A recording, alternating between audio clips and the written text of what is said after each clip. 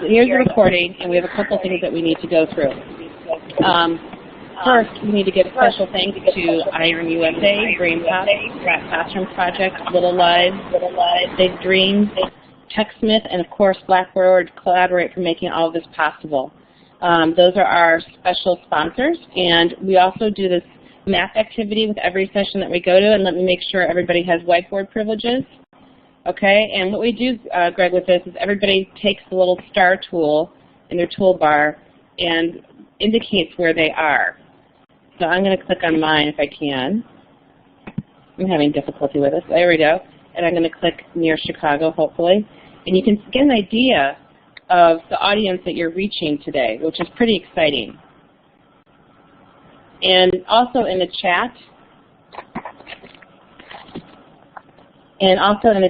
you can indicate where you're from. I'm in Chicago, Illinois, USA. Greg's probably not too far from me. And then we get a sense of how global we really are and how it's possible now to connect like this. Okay, so I'm done. Greg's going to talk. I'm really excited to hear him tell the story of this. And I know you're going to love it. Wow. Thank you so much, Lucy. That was a great introduction. Can people hear me? Let's start with that. I know there was a little echoing problem. It might have been while my mic was on and your mic was on, Lucy. So I'm kind of blown away. First of all, seeing all these people from all these places in the world, that is sort of astonishing. And then also following Howard Gardner in the order is a little bit like being asked to go on after the Rolling Stones. So that's a little bit daunting.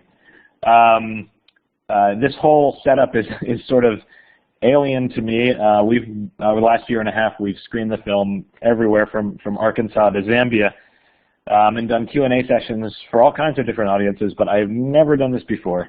So if I stumble around the interface a bit, forgive me. I promise I have not been drinking. I just run the Blackboard like I have, I think. So the goal of this the whole conference, of the whole Education Collaborative, is making connections, and not necessarily in the kind of business networking sense. Although I'm sure there's plenty of that, but in the more human sense of the word, connecting people and ideas and stories in a way that creates something new and maybe even something profound.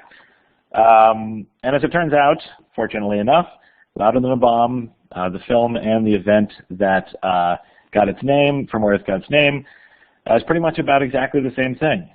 So that's why it was so great and such an honor to be invited to do this in the first place and to screen the film. So thank you for that, Lucy.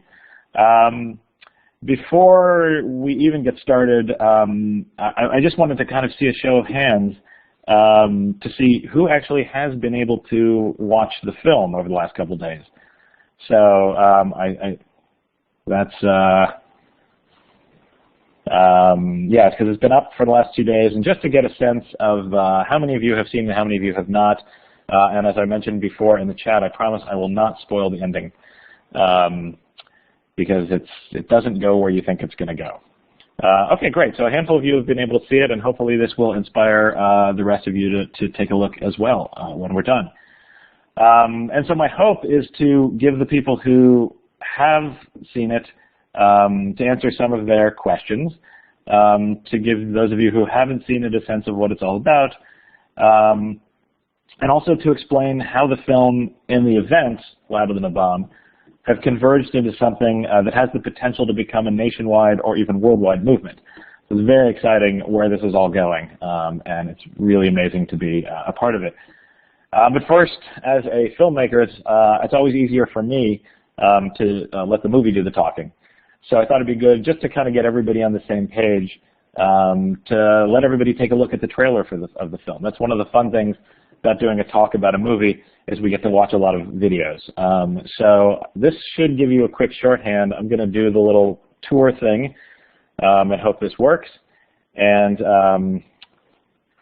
it should start automatically. So take a look at this, and then we'll come back in about 2.5 minutes when this is all done, and I'll give you a sense of where this all came from. So let's hope it works.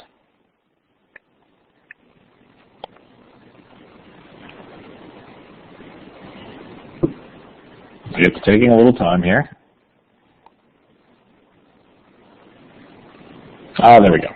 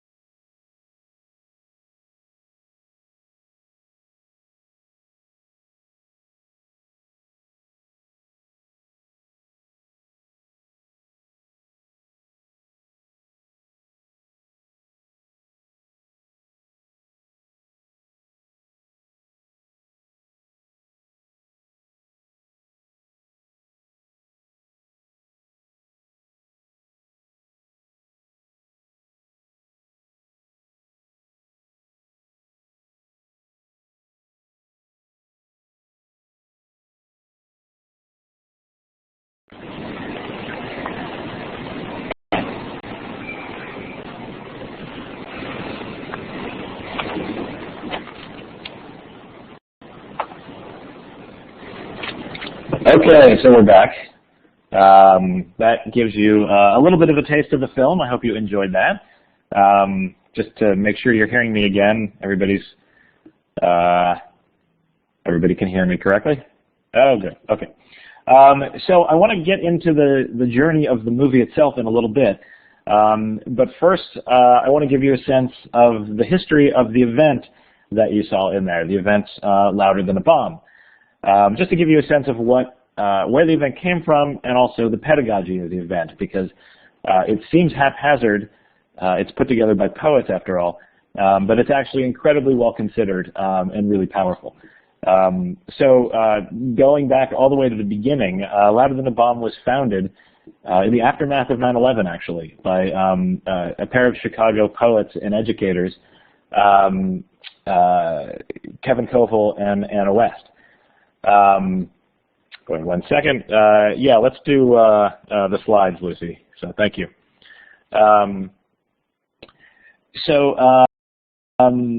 At the time, obviously, as we all remember, there was a lot of concern about civil liberties in the wake of 9/11. And also at the time, just coincidentally, Chicago was considering anti-gang loitering laws, which meant that kids could be arrested for getting together in groups of 2 and 3. And that, to the educators who were working with these kids in the schools, it was obviously a real problem. They had been working with the kids for years and sort of listening to their stories and getting a sense of the role that spoken word poetry could play in their lives and in their education. And they decided that under the circumstances, what was necessary was a safe space, someplace where kids could speak their minds, tell their own stories, and importantly, meet other kids from other parts of the city.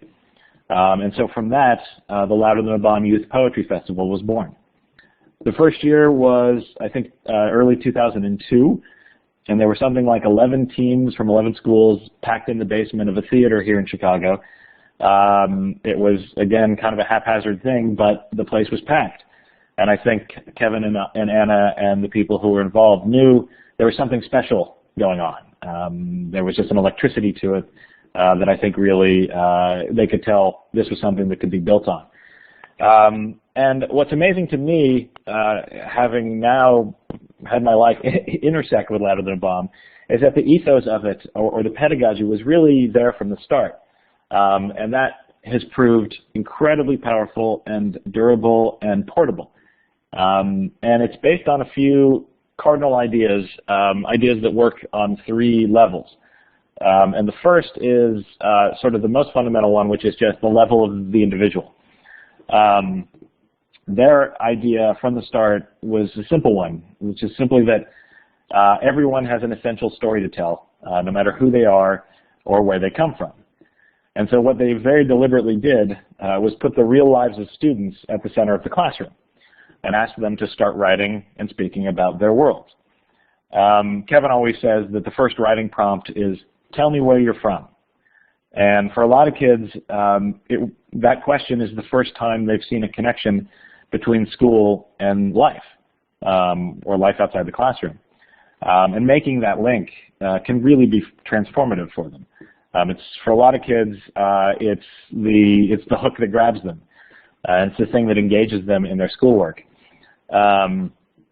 There's a story that Peter Kahn, who is Nova's coach in the film, always tells about the turtle, as he calls it.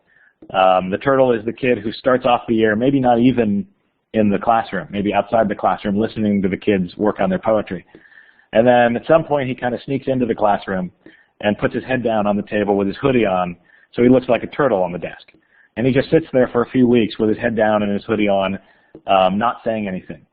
And then slowly over time, the hoodie comes up, and then the head comes up, or the hoodie comes off, and then the head comes up, and then the kid comes up, and by the end of the year, you know, he's the star of the team up on stage, and a changed kid. And so that, I think, is sort of the character that every teacher has had, and that always animates what they're doing.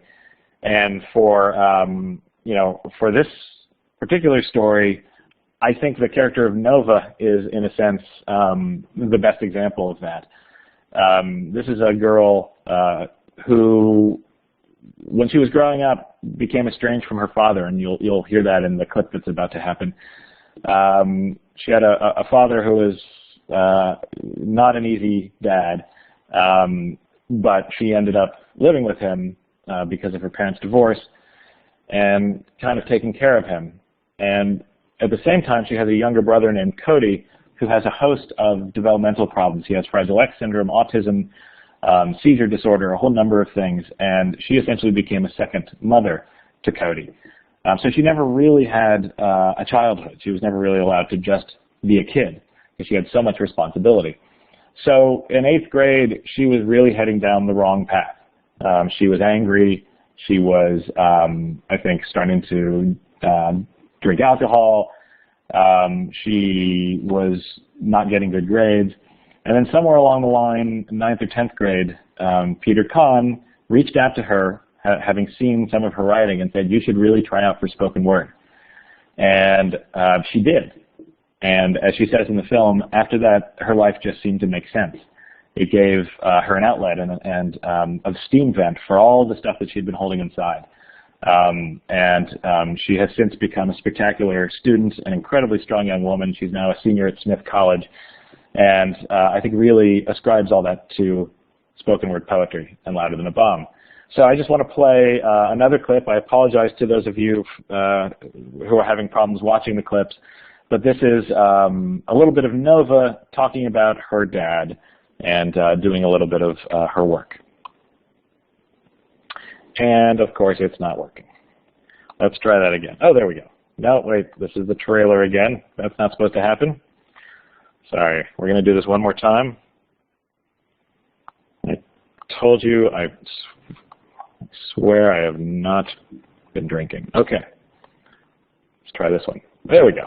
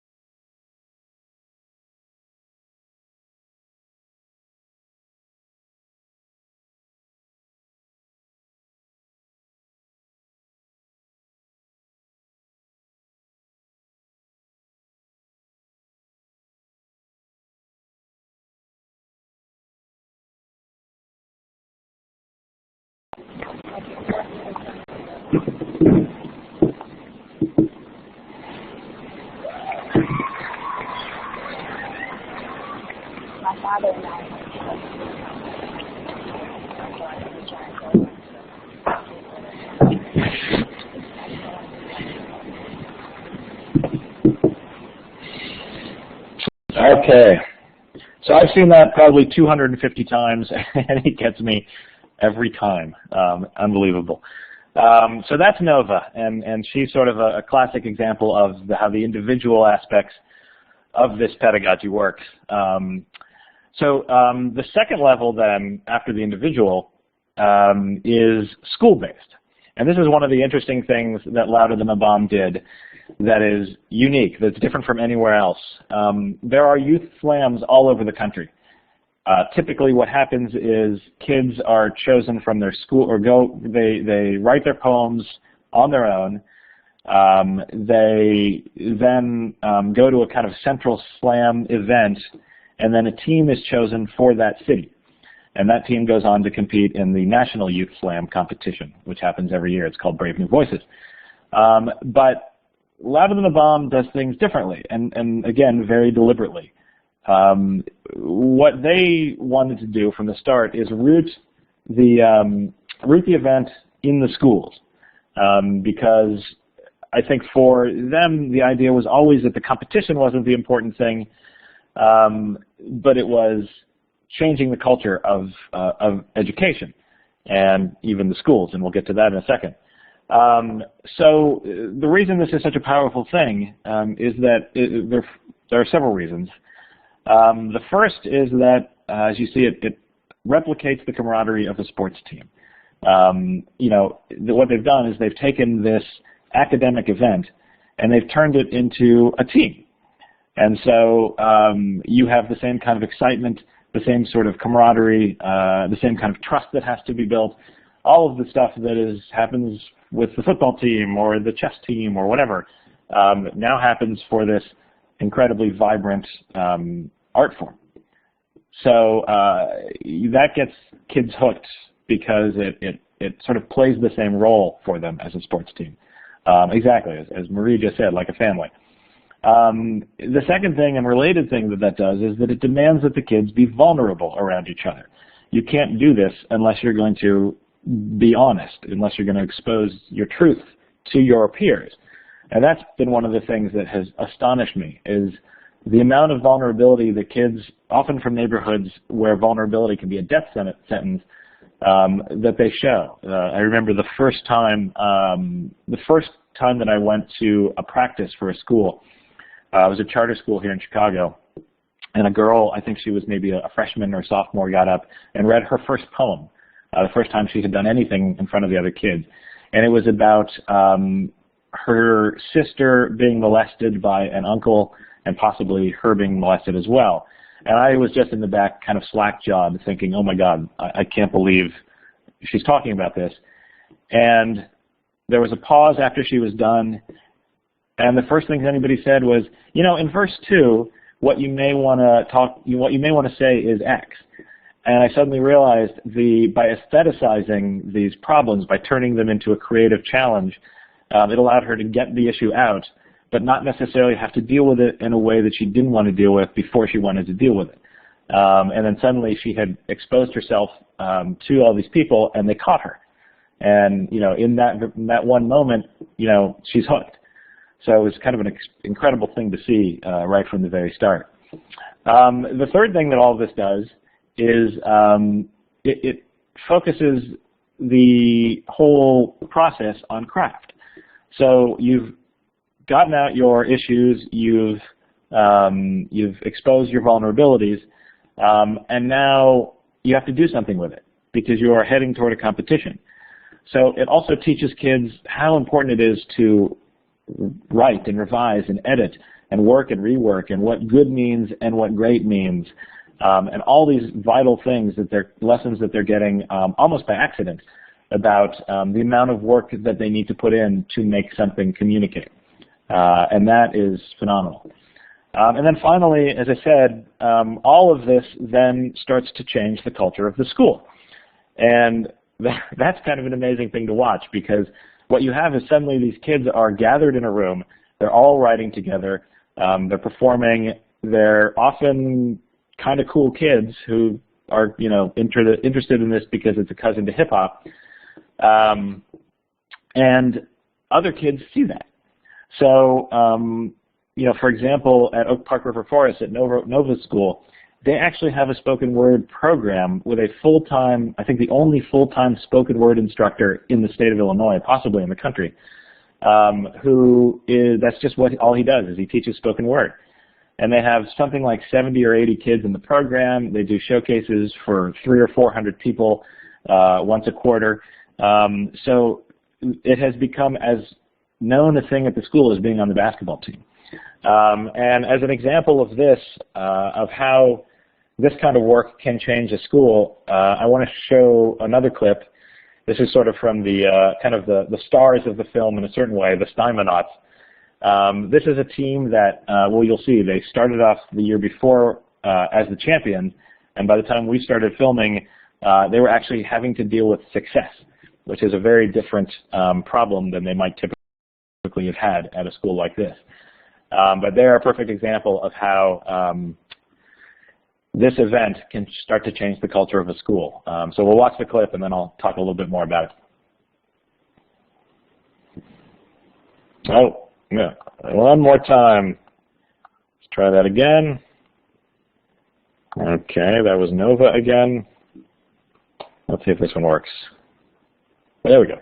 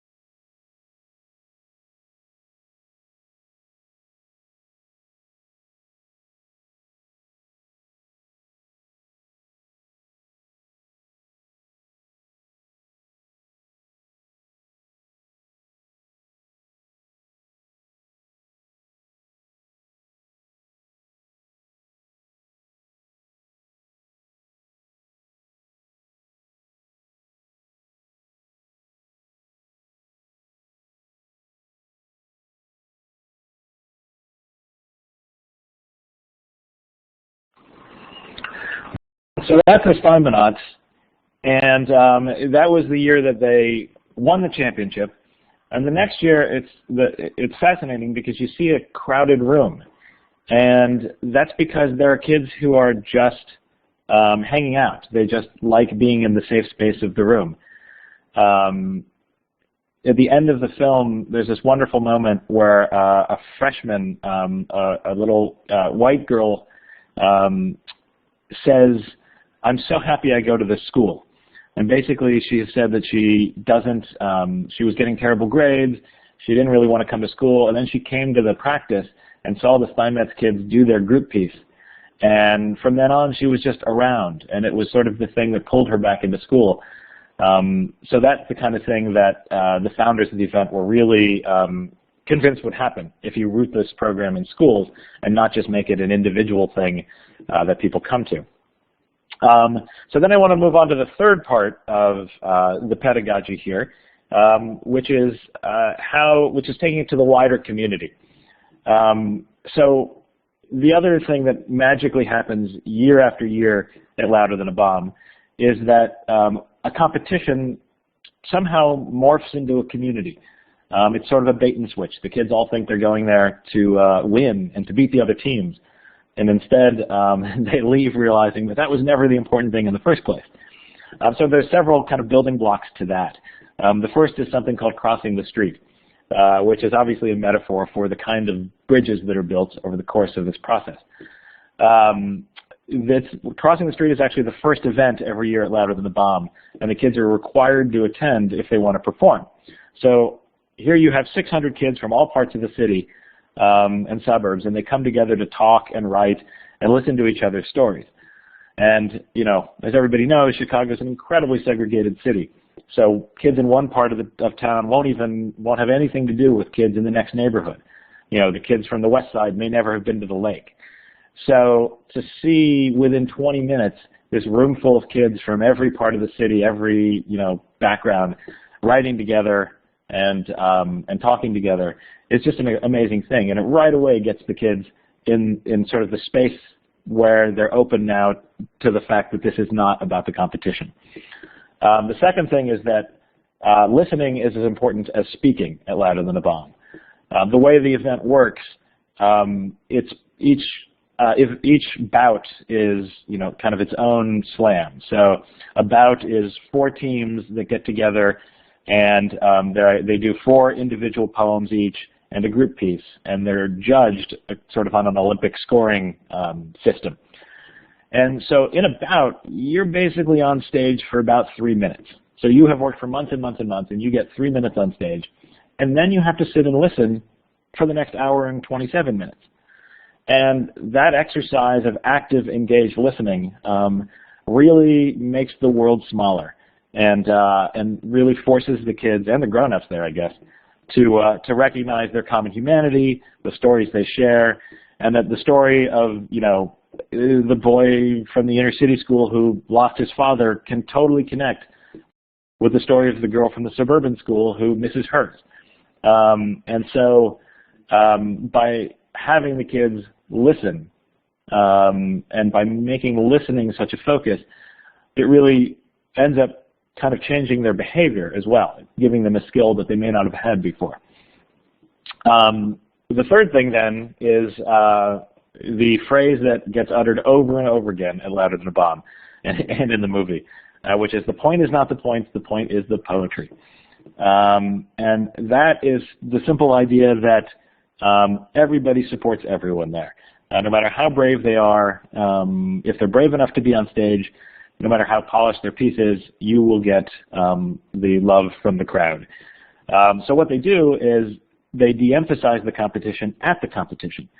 And eventually the kids begin to internalize this bait and switch, that while they came there to win, it's actually not the important thing, and that the important thing is the experience of this community and of sharing their stories. So that phrase gets chanted at every bout, every MC, all the grown-ups say it, and it really is a great way to make sure that they know that how you did on stage, what scores you got, are really not the important thing. And the final thing that I love about it is I always call the democracy plus meritocracy, which is kind of a rare thing, that everybody gets support. It's not something where, but it's not something where if you are good, you have to kind of tamp down your skill.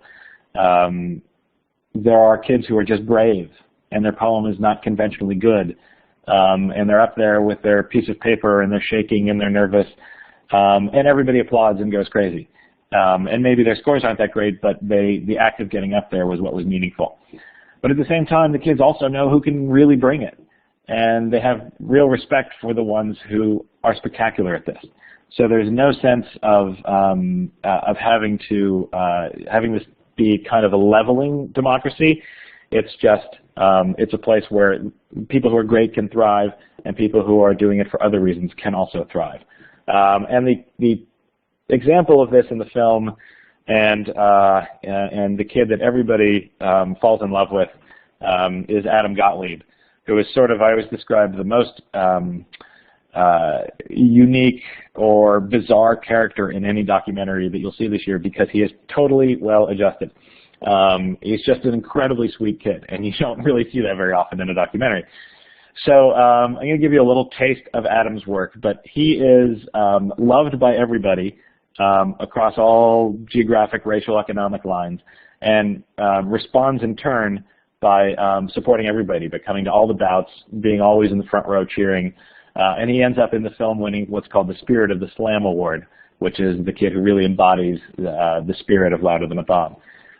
So here's his piece, his sort of legendary piece, Poet Breathe Now, and my guess is that you will be fall in love with Adam as well after this.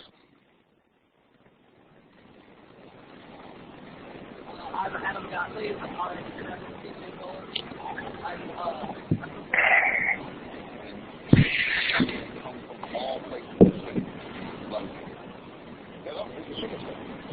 Everybody's got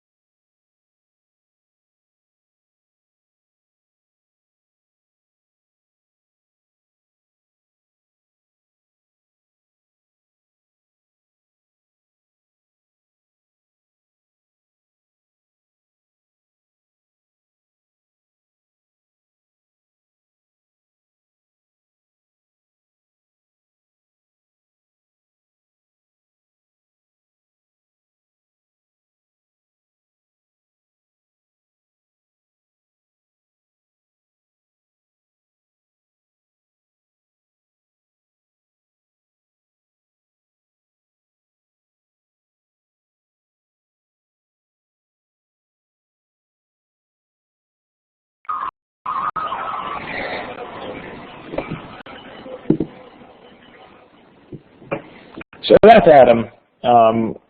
One of the most fun things about this whole process has been introducing people to Adam's story and to Adam's work, because he's pretty awesome. That's the overview of the pedagogy of Louder Than the Bomb, but we didn't know any of this in the spring of 2005 when we first encountered this whole thing. As is the typical thing with documentaries, we stumbled on this completely by chance. We did not set out to make a Poetry Slam film. It just so happened that I was driving down Clark Street in Chicago near Wrigley Field where the Cubs play, and with my wife one night, and we happened to see a club called the Metro, which is sort of a famous rock club here in Chicago. And on the marquee, it said, "Louder Than a Bomb High School Poetry Slam Finals tonight." And there was a line of kids down the block of kids of all shapes and sizes and colors, which is a really unusual thing to see on the north side of Chicago on a Saturday night, especially to see poetry for fun. And that also meant that there were kids on stage who were performing their poems for their peers. And when I was in high school centuries ago, I used to write horrible, bad, Morrissey-like poetry that should never see the light of day. So the notion that there were these kids who were on stage performing for their peers, Morrissey's not terrible, I should say. My Morrissey was terrible. So just add that to the chat. So this was just something very interesting. And I mentioned it to my partner, John Siskel, and he said, well, let's take a look. And so we met with Kevin Koval, who is the co-founder of Louder Than a Bomb and a brilliant Chicago poet and writer. And he sort of became our tour guide through the event and our partner in this. He took us around to meet the teachers and the teams and kind of get a sense of the culture of the thing. And when you're making a documentary, you're constantly looking for reasons not to do it, because you know it's going to be a time-consuming, emotional, expensive thing. And so you don't want to make a commitment to something that's going to turn out bad. And every step of the way with this, every time we went to a new school or met a new kid or coach, we said, this is really interesting. So finally, by the spring of 2007, we essentially were in it. We had committed just by, having not seen anything wrong with it. We just kept working at it and working at it. And we started to narrow down the teams. And that year we went to the event itself. And that's where we saw the kids that we ended up focusing on, Adam and Nova, Lamar and the Steinmannots, and Nate. And there was really not much doubt who we'd pick.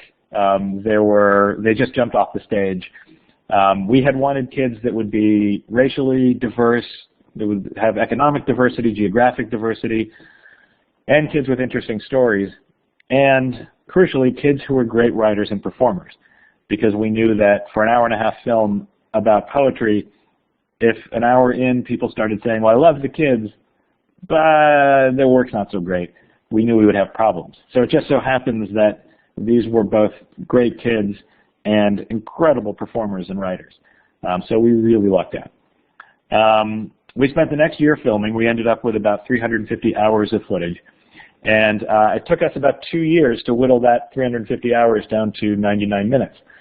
That's what became the film. So we finished the film, I think, on a Tuesday in March of 2010. And the first screening was 2 days later at the Cleveland International Film Festival for a theater full of 250 Cleveland public high school kids. That is a potentially disastrous audience for a documentary, and we weren't even sure if the tape would work. But afterwards, after the film, at the Q&A session, after a couple questions, one kid stands up and says, I just want to speak for the rest of the audience here and say, that was the best true life movie we've ever seen. And everyone burst into applause. And that, I think, is the moment we knew we might be onto something here. So over the course of the next year, we learned that reaction, the reaction from the kids in Cleveland, wasn't a fluke.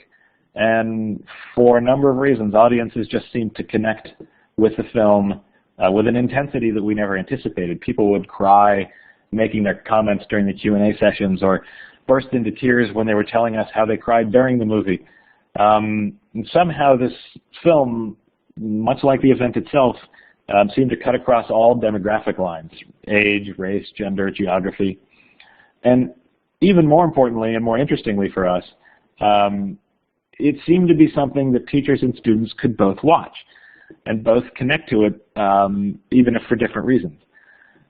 Teachers seem to like seeing what they do every day, their real jobs on screen in an honest way, and also why they do it. In a moment where teachers are under attack from all sides, I think teachers like seeing the idealism that brought them to the career in the first place represented on screen, and not in a sappy way.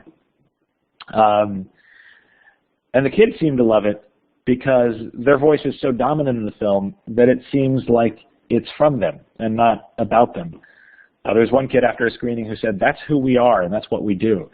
So the film seemed almost more authentic than kind of an anthropological look at this subculture. And it also seems to inspire kids. The question we get a lot of times is, why don't we have this in our city? Or sometimes people stand up and say, "Now I'm going to go home and write," I've written but I've never performed, and now I'm going to perform. And this was a totally overwhelming response, and it really surprised us. And to the question that Marcy just asked, did it change us? The answer is absolutely. Our background is in TV, and when you make TV documentaries, you never see the audience. The audience is just out there somewhere. And because TV has a different motivation, it's there in a lot of ways just to sell advertising, and you have to make different choices for television. You kind of get a little cynical. You start to get a little crusted over in your idealism, because there's not a lot of room for idealism in cable television. And that has been the way it's changed us, is that it sort of cracks through that crust and made us realize, wow, there's really something going on here, and this could really have an impact. And if we don't take advantage of that, then it's not a success. Then somehow we failed unless we can make it have an impact. And so that has been the way, I think that's been a totally unexpected thing for us, learning to accept the fact that this really can have an impact. And that's a pretty good thing. It's better than going the other way, I guess. So in keeping with that, having seen the pedagogy at work, having seen how powerfully the film connects with kids, I think it made us decide that we have to put the two together, and in essence use the movie as an ad for the pedagogy. So we concluded that there's absolutely no reason why these kind of events can't be everywhere. It's totally low-hanging fruit, inexpensive ways to engage kids in an academic pursuit that can have a huge long-term impact on their lives. So for the kids here in Chicago, Louder Than a Bomb just is. They don't know the world without Louder Than a Bomb. It's like chess club or the football team or something like that. It's just around. And that's where we want everyone else to be, where Louder Than a Bomb is just something that, of course, you have it at your school. So in order to get there, we've sort of stumbled on a strategy that mirrors the levels of Louder Than a Bomb itself. One that starts with the individual, moves on to the group, and then finally moves on to the community. And I just want to kind of give you a sense real quick of what we're doing to make this a more universal thing and to bring this to the wider world. So step one is connecting the film to individuals. And the goal here is to get the film into every school, every middle and high school in the country. Last summer we released an educational DVD, which includes the film, full versions of all the poems, and lesson plans designed by Kevin Koval. In March, the commercial DVD will be released as well, so that's two ways to get the movie into classrooms. And hopefully people all over the country and all over the world will be able to get it. So once the film is then in the classroom, that's when we move to the second step, which is the group. So hopefully kids watch the film, they get excited, the teachers get excited, they want to do this more. So we developed the lesson plans with Kevin Koval for the educational DVD. And those are designed to help teachers channel that excitement and that inspiration for the students, that the students feel after they watch the film. So they're built around 5 of the poems in the movie. And they take kids from writing about themselves, the tell me where you're from prompt, to writing full 4-person group pieces, just like it Louder Than a Bomb. And so hopefully by the time they're done with that process, now they have the makings of a team. And so that's where the third step happens, which is bringing it from the school or the classroom into the community, and giving the kids a venue, a way to perform and to interact with their peers. So our aim now has become to seed Louder Than a Bomb type slams in cities all over the country or even the globe. And we're finally starting to make some progress on that. Last April, we did the first ever non-Chicago Louder Than a Bomb, which was in all places, Tulsa, Oklahoma. So it was a huge success. It's now fully funded again for the next year with more teams. And just yesterday, they announced that Louder Than a Bomb Omaha is next. So that will be coming up in 2012. So it's starting to spread around. You can see from the map, Chicago, Omaha, Tulsa. We're working with people in Seattle, Palm Springs, California, Ann Arbor, Washington, D.C., and Massachusetts. I even was just in Malawi, Africa with the film, and there's a poet there who wants to start it in Lilongwe, Malawi, the capital of Malawi.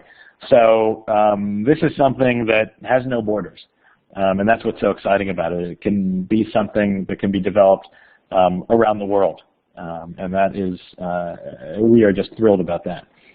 So then the final step in this is to take these kind of local events and move them into the bigger global community. And that is where we have the next step of the battle, which is creating a hub, an online hub for youth spoken word artists, a place where they can go to post video or audio or text of their poems and watch and listen to other kids' poems. Someplace where they can do writing prompts and participate in contests and group exercises. And also a place where teachers can go and educators can go and exchange ideas and swap stories about what's working and what's not working in the classroom. And here's a sense of the interface of it. One of the fun things has been trying to figure out how to replicate the feel of Louder Than a Bomb visually on a 2-dimensional website. So if anybody has experience in that or any insight into that, I'd love to hear from you. We're using the Ning platform actually, and hopefully it will gain traction very quickly. Kids will get excited about it, and pretty soon we'll have it up and running by February or March, and it'll just build from there. So the whole idea is really just to present, like it Louder Than a Bomb, kind of present a stage and let kids then take over. So we're really excited about that. So that, you know, these are some of the things that we are trying to do to make Louder Than a Bomb a national and global phenomenon, and make, you know, make the world a smaller place, cross boundaries, do all the things that the event itself does, and that the Global Education Collaborative does as well. So that's the story of Louder Than a Bomb. I'd love to take some questions now if people have them, and also just to give you some added information. If you want to get in touch with me, here's my email address, also the website for the film if you want to check it out, and the website and password to view the film for the next 2 days from the collaborative. All right, so how does it work from here? Let turn on people's mics and let people ask questions? I can help with that a little bit. It's hard when two people talk at the same time when they don't have headphones on, so one mic at a time. I can give them permission, or they can just type in the chat, whatever they want to do. So my suggestion would be to raise your hand. Everyone, if you want to talk, if you want to say something to Greg, or type in the chat, the hand is right below on the left-hand side where it says participants. You raise your hand like this. Okay? And then I can call on you and give you mic privileges. How's that sound?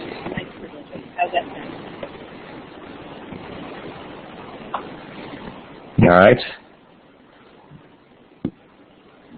So does anybody have any questions or comments or observations or poems?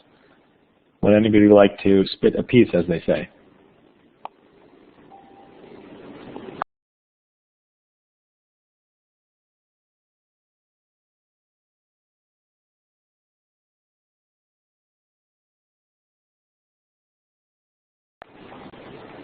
Was that a question from Marcy?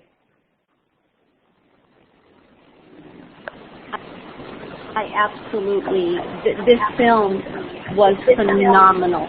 I've been teaching for over 33 years, and it's such a fabulous film. Everyone in the whole world should see it. Thank you so much for going for it. Wow, thank you. I agree with that sales proposition. I agree with that sales. If we can get everybody in the whole world to see it, we may actually make our money back, so that would be great. No, thank you, and I appreciate the comment, and you're taking the time to watch it as well. I think there was a question in the chat about the age range for this. It's a really interesting question because we thought, I think I thought that it would be appropriate really for grades 9 and up, for maybe 13, 14-year-olds and up. But what we found is, there's only a handful of bad words in the film, and there's no sexual content at all, really. And so what we've discovered is that it works for kids as young as 5th and 6th grade. And in some ways, the middle school audiences have been even more excited than the high school audiences because it's so aspirational. That these are the big kids who are doing this totally cool thing, and it really, really hits them. So some of our best screenings have been for 10-year-olds or 11-year-olds, 12-year-olds, and that was really surprising to me, but I think really encouraging. We haven't had anybody yet complain that it was inappropriate.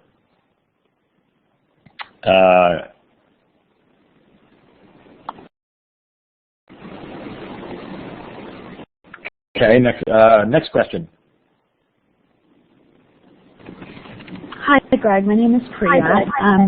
I have taught in a few different schools in Chicago, both charter and traditional public schools. And I think that one of the things that's really kind of challenging right now is that a lot of the documentaries on schools that are coming out, very much have this neoliberal slant and are kind of painting a narrative that I think those of us who have seen Waiting for Superman, etc., can speak to.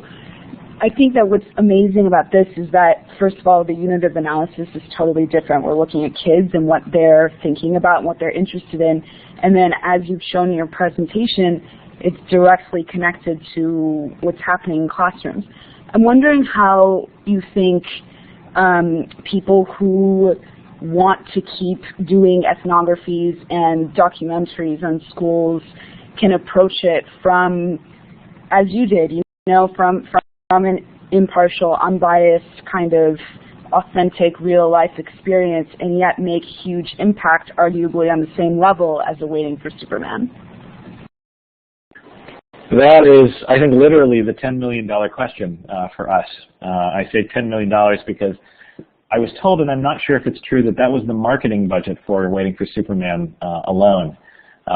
Suffice to say, that's a lot bigger than our budget. It really is a challenge for a film like this, and the reason doesn't really have anything to do with the topic. I haven't seen Waiting for Superman, which is almost deliberately because we have people often say that this is the antidote to Waiting for Superman, which I can't say either way whether that's true. I always say it's a complement to that film. That Waiting for Superman, which is a film about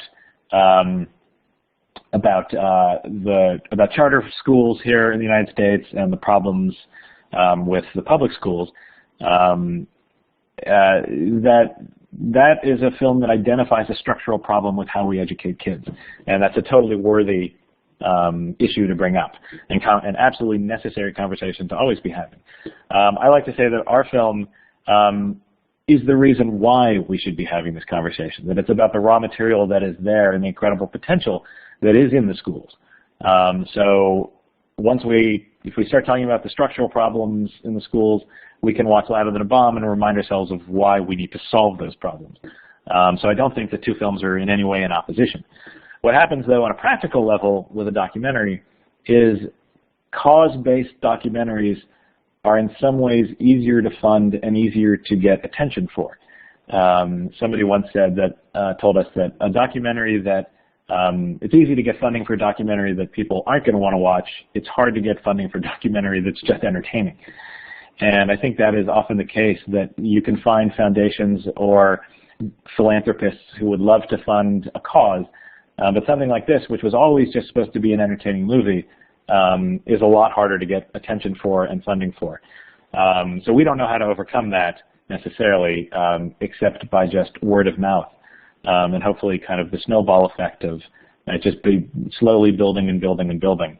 But it definitely is a challenge. And for a film like this that is more from the perspective of the students than from the issue, I agree. I would love to see more of that.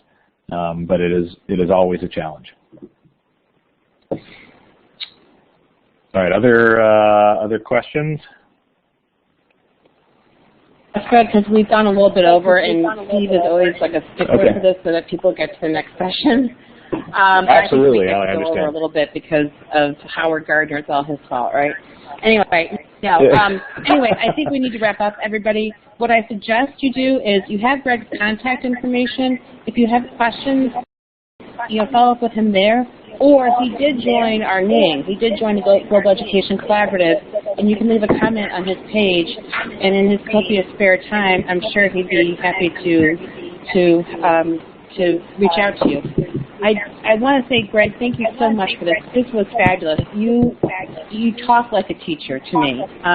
You truly understand education, and I know that you've written a book about schools before, but it was more of a policy kind of book from what I understand. So this, you get it, and we really appreciate it. And if anybody's going to be at NCTE in Chicago this week, Greg is going to be there. So maybe we'll wrap up with him telling us about what he's doing there, and then I'll stop the recording, and we'll move on to the next session. Okay? Yeah, real quick, thank you, Liz. It's so great to hear. I really appreciate that. We will be at NCTE. I will be on a panel with Kevin and Anna, the co-founders of Louder Than a Bomb, and an academic who's studying this work named Sue Weinstein. We'll be talking on Friday morning, I believe, and then the film itself is going to be screened again on Saturday morning.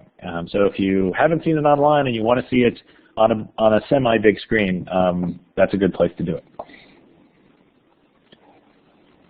And as another filmmaker said during the conference, it's a cut.